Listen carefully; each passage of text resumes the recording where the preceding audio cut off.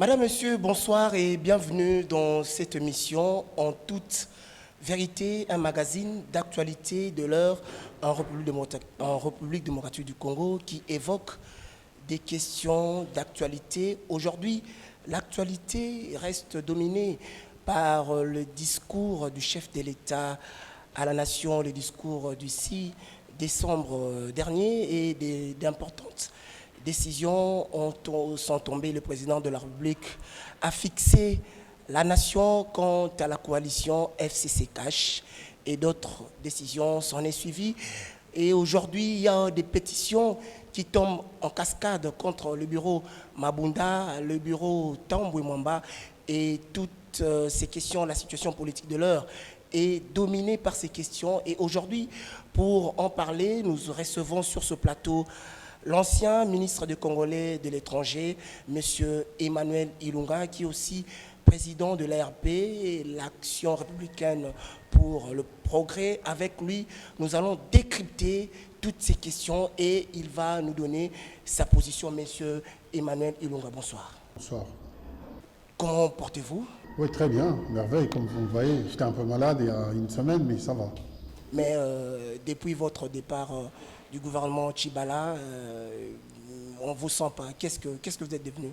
Si, je suis là, mais il faut savoir aussi s'effacer. On ne peut pas occuper l'espace politique tout le temps. Et savoir qu'il y a d'autres acteurs politiques qui peuvent s'exprimer. Mais sinon, je suis là. Quand vous regardez 2 ans depuis que vous avez quitté le gouvernement, aujourd'hui, quelle image vous faites de l'actualité du pays, comment évolue le pays, quelle opinion vous faites de ça? En tout cas, moi je pense qu'on n'a pas beaucoup avancé. Il faut dire les choses telles qu'elles sont. Et on n'a pas beaucoup avancé. C'est lié à beaucoup d'événements, des paramètres. Mais en tout cas, dans l'essence du progrès économique, progrès des développements, non. Je ne peux pas dire qu'on a avancé. On n'a pas avancé.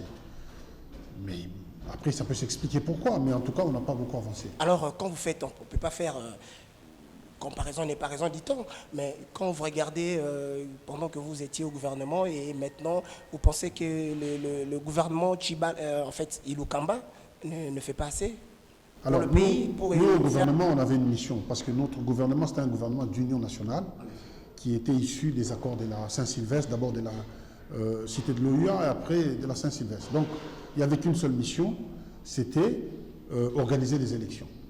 C'était notre mission, organiser les élections pour faire une passation pacifique du pouvoir. En tout cas, jusqu'à preuve du contraire, nous avons réussi notre mission à organiser les élections. C'est ce que nous avons essayé de faire. Maintenant, le gouvernement Ilukamba, ce n'est pas un secret pour personne. D'abord, lui-même, le Premier ministre, c'est à peine que beaucoup de Congolais connaissent son nom. Certains Congolais ne connaissaient pas son nom. Ils ne savaient même pas le visage de leur propre Premier ministre, parce qu'il est quasiment inexistant. Inexistant sur tous les fronts. Donc il y a bien un problème. Si on ne veut pas désigner le problème, alors on est tous des coupables. Mais comme on ne peut pas être tous des coupables, il y a bien quelqu'un qui a créé des problèmes, qui n'a pas les compétences, qui n'a pas les reins solides pour assumer les fonctions d'État, tout simplement. Alors, on sait que depuis votre départ du gouvernement, on ne va pas faire toute une émission sur votre parcours là-bas, mais depuis votre départ, ce ministère a été supprimé. Mais quelle est votre action pendant que vous étiez là-bas? Non, le ministère n'a pas été supprimé. Moi, c'était un ministère à part entière, le ministère délégué, mais de tout temps, qui a toujours été aux affaires étrangères en tant que vice-ministère, en fait, de tout temps. Et jusqu'à aujourd'hui aussi. Il y a celui qui m'a remplacé, qui est là, comme vice-ministre aux affaires étrangères et en charge des Congolais de l'étranger. Moi, j'étais ministre délégué aux affaires étrangères, en charge des Congolais de l'étranger. Donc la charge, elle est toujours là, en permanence. Depuis Mobutu, non mais moi, j'ai eu beaucoup d'actions. Moi, sincèrement, moi, c'est sauf fausse modestie. J'ai été sur tous les fronts. J'ai été en Libye, j'ai été au Koweït, j'ai été en Égypte, en Namibie, j'ai été en Inde. J'ai été partout où les Congolais avaient des souffrances. J'ai envoyé des délégations en Chine où les Congolais étaient condamnés à mort. J'ai fait... Un impact visible. Est-ce que ça s'est ressenti sur la population? Mais comment vous êtes Congolais? Ça s'est passé à la télé, ça s'est passé au vu au sud de tout le monde. Moi, je n'invente rien. Lorsqu'on libère les gens, ils viennent à Kinshasa, il y a les médias qui sont là pour les accueillir. Donc je n'invente rien. Ce sont des faits Ça, ce n'est pas des opinions, ce sont des faits réels. Donc j'ai essayé de faire au mieux pour que les Congolais soient protégés. Ils sont 16 millions à l'extérieur du Congo. Donc ils ont des intérêts divergents. En dehors des Congolais ordinaires que vous connaissez, il y a aussi les familles des diplomates. J'en ai des centaines de familles de diplomates qui étaient sous ma responsabilité. Parce qu'on a à peu près 80 missions diplomatiques dans le monde. Et donc toutes ces familles, je devais m'en occuper, toute leur vie au quotidien, les inscriptions des enfants et consorts. Alors depuis lors, la situation a évolué? Je pense qu'après mon départ, il y a quand même un petit silence. Vous êtes journaliste et vous le constatez vous-même que les Congolais ne sont plus protégés comme de mon temps. De mon temps, ils étaient protégés. Et les commerçants qui ont quitté l'Ituri, qui sont allés, ils étaient arrêtés en Éthiopie, j'ai tout fait, ils ont récupéré leur argent, c'était à peu près 1 million d'euros, et ainsi de suite. Mais aujourd'hui, ce n'est pas le cas. Et quand les Congolais vont dehors, ils ont du mal, ils ont des problèmes avec des passeports, ils ont des problèmes avec ceci, avec cela. Mais bon, moi, je ne suis plus au gouvernement. Je ne suis pas là pour dresser les bilans du gouvernement, mais dire que, en ce qui me concerne, moi, j'étais impliqué entièrement dans mon travail. Parce que pour moi, c'était une nouvelle expérience et il fallait que j'apprenne l'État, que je connaisse les arcanes de l'État et que je travaille réellement. Donc moi, si on me juge sur la qualité de mon travail, en tout cas, il n'y a rien à dire. J'étais aux affaires foncières, j'ai assuré l'intérim. L'intérim, oui. Et j'ai rendu 42 villas dans moins de 3 mois. 42 personnes ont eu leur villa. 43e, c'est Gabriel Mokia qui vient d'avoir sa villa. C'est moi qui avais signé. Bon. Donc j'essaie de faire un travail, mais au marathon. Et les résultats sont là. Donc depuis que je suis parti des affaires foncières, on n'en parlait plus. Alors, les gens ne savent même plus que ce ministère existe. Alors voilà pourquoi on dit que moi j'ai dit que le ministère était, mais bon, c'est pas le cas. Voilà. Alors votre parti, l'RP, un parti mallette ou quel est votre ancrage? On ne vous sent pas?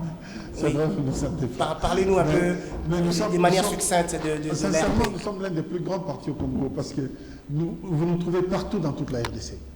Il n'y a pas une province où vous allez, on n'a pas de fédération. Alors c'est un parti implanté comme l'UDPS, comme le PALU, comme le PPRD? Oui, sauf qu'on n'a pas des élus.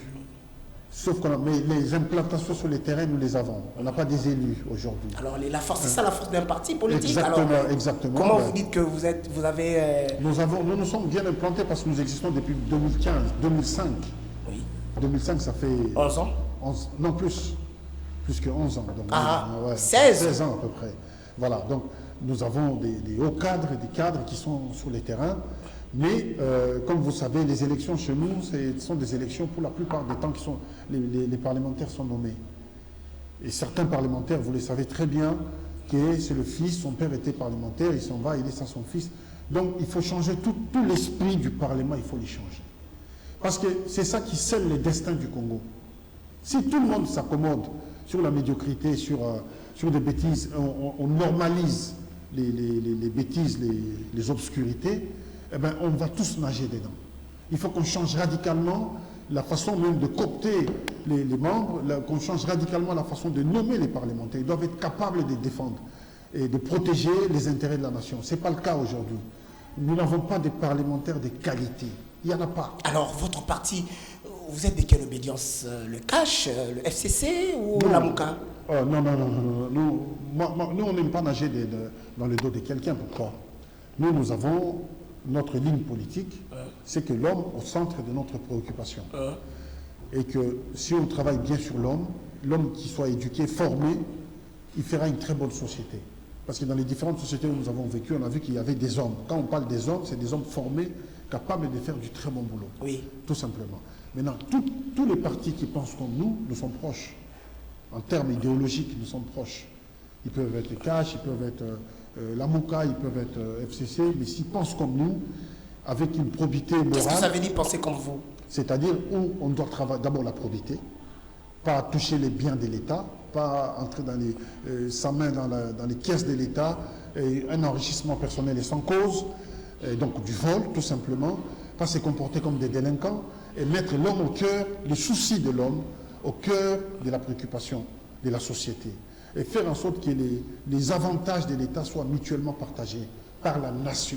Pas par quelques hommes, un petit groupe, non, mais par la nation. Parce que quand vous regardez aujourd'hui, il y a combien de promotions d'étudiants qui ont terminé les études? Des centaines de promotions. Mais ils n'ont pas de boulot. Ce sont des hauts cadres. Ils ont été à l'école maternelle, à l'école gardienne, à l'école primaire, secondaire, université, pour finir au chômage. Donc, tout l'investissement que les parents ont fait, qu'eux-mêmes ont fait, à quoi ça a servi? Vous comprenez? Et donc, tout ça, ce sont des questions qu'un homme d'État doit se poser. Mais chez nous, aujourd'hui, je vois les hommes d'État, il y en a très peu. Il y en a, mais très très peu. Alors ça va, on va entrer dans le fond de notre débat du jour. Vous avez évoqué toutes ces questions et je pense que vous avez été consulté par le chef lors des consultations. Oui, j'ai dit oui, mais hélas, ces jours-là, je ne me sentais pas bien, donc je suis parti. J'étais dans la liste, mais je me suis excusé quand même. Alors, très bien, vous vous êtes excusé et le président a parlé. Il a fait l'énumération de tous les problèmes évoqués lors de ces 2-3 semaines de consultation et il a rendu l'ascenseur à la population, il a parlé, il a pris des décisions fortes, des décisions qui n'épargnent personne. D'une manière globale. Faites-nous un peu votre interprétation de ce discours de à peine 35-40 minutes. Très bien. Alors, le discours en lui-même, il est bien. Moi, le chef de l'État, au-delà du fait qu'il est président de la République, je le connais personnellement. Je connais plus ou moins comment il réfléchit et son combat secret. Alors, le discours, c'est un discours rassembleur. C'est un discours qui rassure, mais qui a été beaucoup mal interprété par, d'une part, l'équipe de son camp, donc de l'UDPS, et d'autre part, l'équipe du FCC. Pour certaines personnes, pas tout le monde, c'est le moment de s'affronter. C'est comme ça que ça s'est traduit au Parlement par des pugilats que nous avons tous constatés. On va justement sentir là-dessus. Parce qu'il y a eu une mauvaise interprétation du discours. Mais le discours en lui-même, qui veut dire... Les gens se sont arrêtés sur la lettre, la syntaxe. Mais il faut entrer en profondeur. Il faut entrer dans l'esprit du discours. Le président de la République parle de l'union sacrée. Lorsque on parle de l'union sacrée, Napoléon en avait parlé, les grands hommes de l'histoire, Abraham Lincoln, quand il y avait les guerres des indépendances aussi. L'union sacrée, en même temps c'est un aveu, pas d'impuissance, mais un aveu d'appel pour l'unité, pour la personne qui a le pouvoir. Parce que si le président pouvait faire tout seul, il n'allait pas appeler à l'union sacrée. Mais parce qu'il s'est dit, je ne peux pas faire tout seul. Il n'a pas cette magie. Mais on peut faire ensemble beaucoup plus que ce que je peux faire tout seul. Donc j'appelle à l'union sacrée parce que j'ai besoin des efforts conjugués. C'est comme ça qu'il a fait appel à l'union sacrée. Mais en même temps, il reconnaît que tout seul, il ne peut pas tout faire. Donc c'est déjà une bonne humilité. Deuxièmement, ça, les gens ne l'ont pas lu dans ses discours. Deuxièmement, lorsqu'il appelle à l'union sacrée, c'est qu'il n'y a plus de limite de bord. C'est la patrie qui parle cette fois-là. C'est la patrie. Mais beaucoup de militants des deux bords ont profité de cette occasion pour s'affronter inutilement. Alors, est-ce que l'union sacrée, comme l'appel de tous ses voeux le président de la République, ce n'est pas faire le débauchage d'un camp pour un autre camp? Non, en vue de se conforter une majorité, parce que, disons-le, le président l'a reconnu, puis des ans se sont écoulés et rien... Il n'y a pas de résultat. Pas de résultat, rien n'a été fait. C'est clair. Mais je pense qu'il a besoin de cette majorité. Parce qu'il ne peut pas gouverner sans majorité, ça c'est d'une part. Et puis, lorsqu'on parle de débauchage pour un pays comme le Congo, qui n'a rien... Moi, pour venir ici, j'ai mis 45 minutes, 1 heure, quitter chez moi pour venir ici, à cause des embouteillages de bouchons. C'est un pays délabré, il faut dire les choses telles qu'elles sont, un pays en lambeaux. Donc on a besoin justement de consolider les efforts pour faire le minimum, pour donner le minimum de vie paisible aux citoyens. Il ne faut pas faire des calculs politiciens. C'est ce que beaucoup ont fait, des calculs politiciens. Et ça n'aide pas le pays. Ça n'aide pas parce que ça nous fait reculer. Comme les gens n'ont pas de vision, ils ne voient pas en profondeur. Qu'est-ce que le Congo va gagner, qu'est-ce que le Congo va perdre de toutes ces querelles politiciennes. Alors, on a plus à perdre qu'à gagner. Donc, moi, je pense qu'il est important, il est temps que les gens se mettent ensemble. Quel que soit dans les cas du président de la République, peu importe. Mais le président a parlé de la fin de la coalition. Absolument. Vous savez, la coalition est née au lendemain des élections de 2018 et qui a dirigé le pays jusqu'à à ce discours. Et le président parlait de la fin de la coalition, mais ce n'est pas vu d'un très bon œil du côté des partenaires de la coalition, le FCC. Qu'en pensez-vous? Oui, mais cette coalition, elle n'existait pas depuis longtemps. Enfin, il ne fallait pas aller à l'université pour les constater. Depuis un moment, les présidents, toutes les décisions qu'il prenait, depuis qu'il a accédé au pouvoir, étaient mises à mal, pas par l'opposition comme la Mouka et autres, mais par ses propres alliés. On a vu au Sénat, au Parlement, et chaque fois ce sont ses propres alliés qui le mettaient à mal par rapport à ses décisions. Donc cela veut dire, en réalité, cette coalition, elle était inexistante dès le départ. Vous comprenez? On avait vu avec le ministre des Finances qui, à un moment, qui était même accusé d'avoir bloqué des paiements pour les fonctionnaires, pour les moutons et autres. Donc, ça n'existe pas. C'était une coalition des façades. Donc, il a fallu du temps, effectivement, pour le président pour prendre une telle décision. Mais moi, j'aurais pu prendre ça depuis longtemps. Mais il a été patient et il a pris une bonne décision de mettre fin. Parce que qui perd dans tout ça? C'est le peuple qui perd. On a perdu 2 ans, 24 mois. Et le président de la République doit présenter un bilan en 2023. C'est dans presque 24 mois, il nous reste encore. Oui, mais c'est Ilunga, mais c'est pas sérieux. Du côté des partenaires, de les jeter en pâture de cette façon, des gens qui vous ont porté, qui vous ont amené là où vous êtes, des gens qui vous ont soutenu, et le remercier de cette façon. Est-ce que ce n'est pas de l'ingratitude? Parce que, disons-le comme il faut, le mot est lâché. Tout dépend, oui, tout dépend de comment est-ce que vous concevez l'action politique. Moi, je conçois l'action politique comme un service qui demande la nation pour son avenir. Moi, je conçois ça comme ça, l'action politique. Maintenant, si certains conçoivent l'action politique comme un service qu'on doit se rendre mutuellement entre les deux personnes, là, c'est très grave. Moi, je conçois l'action politique comme un service parce que ça n'appartient à personne. Personne n'a amené personne là où il est.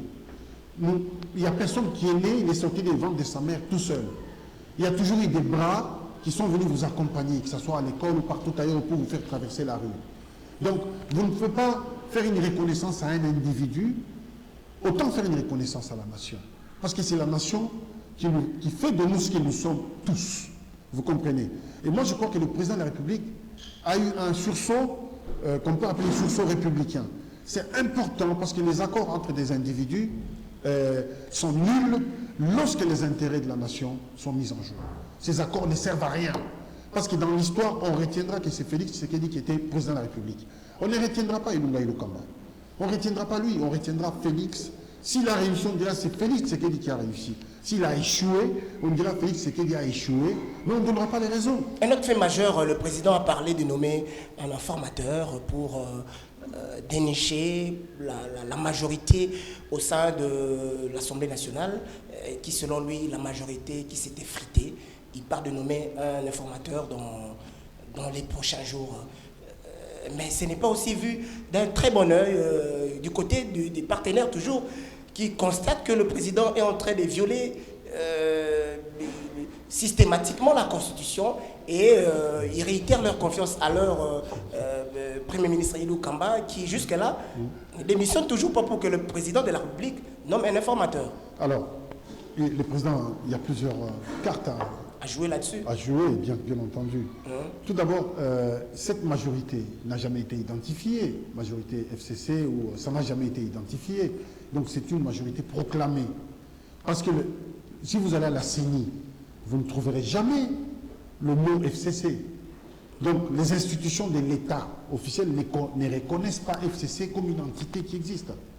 C'est une entité théorique, n'est-ce pas? Mais au Parlement, on ne reconnaît pas FCC. On reconnaît des groupes parlementaires en provenance de AAB, AAA, ainsi de suite. Tout simplement. Donc cette majorité fabriquée, elle est proclamée. Mais c'est un accord verbal, peut-être non écrit. Ils se disent, ok, on accepte que vous êtes majoritaire. Mais si le président derrière décide, parce qu'il a le pouvoir, d'identifier la majorité, mais où est le problème? Si ils sont majoritaires, ils ont peur de quoi? S'ils sont majoritaires, ils disent oui, venez identifier, nous sommes là. Parce que les mêmes personnes ne sont pas morts, ils sont sur place au Parlement. Donc, qu'ils acceptent qu'on vienne identifier la majorité. Si tant est qu'ils aiment bien le pays, parce qu'il y a ils vont certainement jouer les temps pour bloquer les pays. Ilunga Ilukamba. Si c'était un homme d'honneur, moi à sa place, je démissionnerais. Si c'était vraiment un homme d'honneur.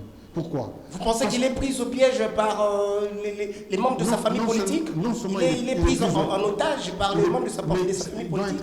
Il doit être un homme pour prendre des grandes décisions parce que c'est le destin et l'avenir de la nation qui est en jeu. Ce n'est pas un petit avenir comme ça. Lui, il doit prendre des décisions en âme et conscience parce qu'il va être jugé par l'histoire et par nos ancêtres qui sont morts pour sauver ces pays. Lorsque lui aussi, son tour viendra, on lui posera des questions. Pourquoi? Et il doit être capable de répondre. On va aller un peu vite parce que nous sommes en train de chuter. Parlons de l'histoire des pétitions qui tombent en cascade au niveau de l'Assemblée nationale. Et les pétitionnaires, hier,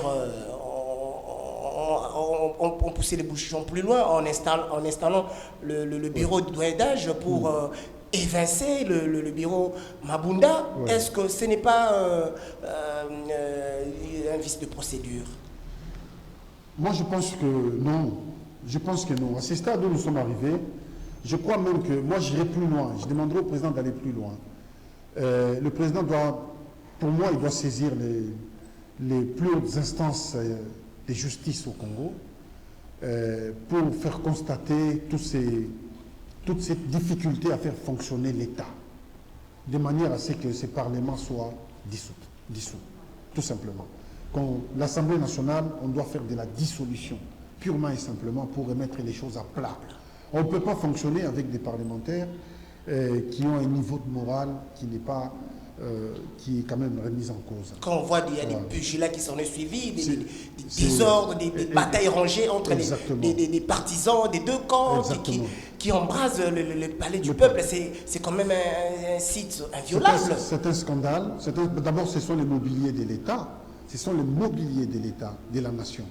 Ils se permettent de les casser et ils sont les représentants du peuple. Et ça, c'est très dommage. Ils ont montré l'image tout simplement des voyous. Parce que où est la différence entre les colons qui se battent entre eux dans la rue et les parlementaires qui se battent entre eux au Parlement? Mais M. Ilunga, ce n'est pas l'apanage des Congolais. On le voit sous d'autres cieux. Quand les choses ne marchent pas. Mais on les arrête souvent sous d'autres cieux. Quand ça se passe comme ça, ils passent devant la justice et certains parlementaires démissionnent parce qu'ils font la honte de la nation. Parce que qu'est-ce que vous voulez maintenant donner comme éducation, comme exemple aux enfants, à la génération de demain? Quel exemple on va donner? Quand on voit les colons se battre dans la rue, on dit non, ce sont des colons. Mais ça aussi, ce sont des colons en cravate. Ce qu'ils font là, c'est la même chose. Il n'y a pas de différence. Parlons du bureau Mabunda. Vous pensez que le bureau Mabunda doit partir, comme le réclament les pétitionnaires, pour incompétence et blocage de certains... Ça saute aux yeux. Vous voyez les pays bloqués. Mabunda, moi personnellement, je trouvais qu'elle a porté une veste qui était trop grande par rapport à elle. Elle n'avait pas les reins solides pour diriger une telle assemblée. Elle n'avait pas les reins solides. On a voulu lui faire porter un gros chapeau, mais elle nage dans les chapeaux. Elle n'a pas les qualités. Elle parle d'un coup d'État parlementaire, ce qui s'est passé hier. Oui, mais on peut utiliser tous les mots. Ce sont que des mots. Mais dans la réalité, elle sait très bien qu'elle n'a pas été capable de diriger les parlementaires. Elle a été incapable. Ça, on le sait. Tout le monde le sait, ça. Dans ce contexte, on est parti... pour tomber dans le gouffre avec des blocages à gauche, des désordres à droite. Mais on va finir tout simplement par dissoudre l'Assemblée nationale. On va finir par là. Vous pensez que dans 2 mois, on peut organiser les élections on peut faire lorsqu'on dissout l'Assemblée nationale? On peut faire appel à des fonds au niveau international. On peut nous donner des fonds. C'est faisable. 2 mois, on peut prolonger de peut-être 6 mois, peut-être 7 mois. Mais en tout cas, organiser les élections, ce n'est pas de la mer à boire. C'est quelque chose qui est faisable. Donc on peut le faire pour un pays comme le Congo avec autant de richesses.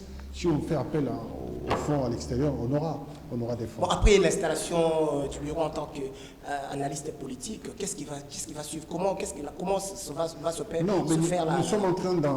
Nous sommes entrés dans les turbulences. Ça, c'est une évidence. Nous sommes entrés dans les turbulences fortes. Malgré le bureau qui a été installé, les turbulences ne vont pas cesser parce que ce bureau a été installé.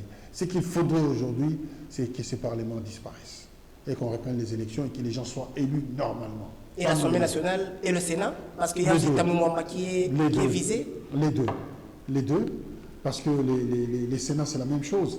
les sénateurs, vous savez dans quelles conditions ils ont été nommés. Et puis les sénats, c'est les cœurs des sages. Mais quand on voit d'abord l'âge des sénateurs, quelle expérience ils ont pour être sages, pour conseiller la République, quel âge ils ont. Donc on envoie au Sénat des gens comme ça pour les récompenser parce qu'ils ont milité dans le parti, parce qu'ils ont été autant. Comme ils n'ont pas des postes au gouvernement, on les récompense au Sénat et autres. Donc tous ces jeux de ping-pong, il faut que ça s'arrête. Moi, c'est là où je soutiens le président Félix. Je le soutiens parce que moi, je le connais en privé. Il a envie que ces pays changent. Mais il sait très bien que pour changer ces pays, il faut modifier les modes des scrutins, il faut changer toutes les institutions, la base même du Congo, pour qu'on commence à construire proprement notre propre pays. Ce n'est pas la mer à boire, je vois. Mais terminez là-dessus, votre dernier mot. Le dernier mot, c'est moi je garde espoir. J'ai dit, on ne peut pas perdre l'espoir. On garde l'espoir que l'Assemblée nationale sera dissoute et que le Sénat aussi, et nous allons recommencer les élections. Et ça, j'encourage au président d'arriver à ces points-là. Vraiment, il a tous mes encouragements pour dissoudre cette Assemblée nationale. C'est sur ce mot que nous terminons cette émission avec tous ces éclaircissements, ces éclairages de l'ancien ministre de Congolais de l'étranger, M. Emmanuel Ilunga, qui nous a accordé cet insigne honneur de nous recevoir dans son bureau pour parler politique, pour parler pays, pour parler Congo. Et ce ne serait pas la dernière que nous nous retrouvons. Monsieur Ilunga, tous mes remerciements pour cet entretien. Merci de votre temps et je crois que ça ne sera pas la toute dernière fois que nous nous retrouvons. Ça marche, merci. Ça a été un plaisir de vous retrouver, madame, monsieur. C'est la fin de ce magazine en toute vérité. Merci de nous avoir suivis sur notre chaîne YouTube et sur la radio-télévision nationale congolaise. Au revoir et à très bientôt. Bye bye.